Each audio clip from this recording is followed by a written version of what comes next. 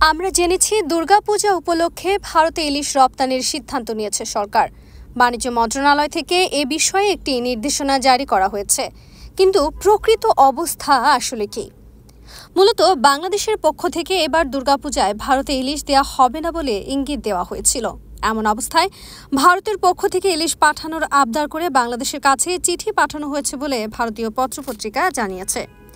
এক খবরে হিন্দুস্তান টাইমস বলেছে, গত 5 বছর ধরে ইলিশ আমদানি হয়েছে বাংলাদেশ থেকে। এবারও সেই রীতি মেনে ভারতে ইলিশ পাঠানোর জন্য বাংলাদেশ সরকারের উপদেষ্টা তৌহিদ হোসেনের কাছে আবেদন করেছে ফিশ ইম্পোর্টার্স অ্যাসোসিয়েশন। আর এরই প্রেক্ষিতে গতকাল শনিবার বাণিজ্য মন্ত্রণালয়ের জারি করা এক আদেশে ভারতে 3000 টন ইলিশ মাছ রপ্তানির অনুমোদন দেওয়া হয়।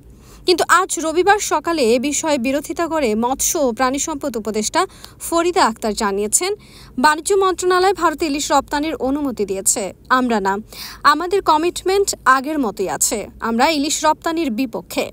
পূজার সঙ্গে ইলিশ সম্পর্কিত না বলেও এ সময় মন্তব্য করেন ফরিদা আক্তার। তিনি জানান, ইলিশের প্রজনন ও উৎপাদন বৃদ্ধির জন্য 13 অক্টোবর থেকে 3 অক্টোবর পর্যন্ত ইলিশ আহরণ বন্ধ থাকবে। দেশের মানুষ যাতে ইলিশ মাছ পায় এবং দাম কমে সেই উদ্যোগ নেওয়া হবে। দেশের মানুষ ইলিশ পাবে না আর রপ্তানি হবে সেটা হতে পারে না।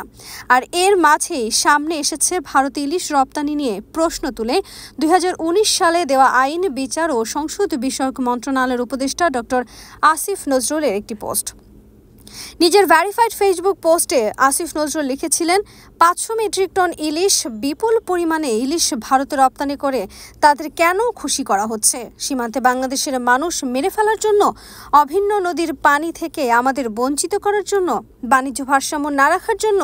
কথায় কথায় বাংলাদেশ সম্পর্কে অপমাননাকর মন্তব্যের জন্য? আসিফ নজরুল যখন সরকারে, তখন ভারতে ইলিশ রপ্তানির সিদ্ধান্তে সমালোচনার মুখে পড়েছেন তিনি।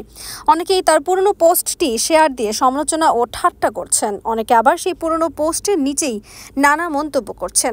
কেউ কেউ ভারতকে শত্রু বলে আখ্যা দিয়ে এই সিদ্ধান্তের বিরুদ্ধে ক্ষোভ প্রকাশ করেছেন। তাই সব মিলিয়ে ভারতে ইলিশ রপ্তানির সম্ভাবনা সম্পর্কে এখনই শতভাগ নিশ্চিত হয়ে কিছু বলা যাচ্ছে না।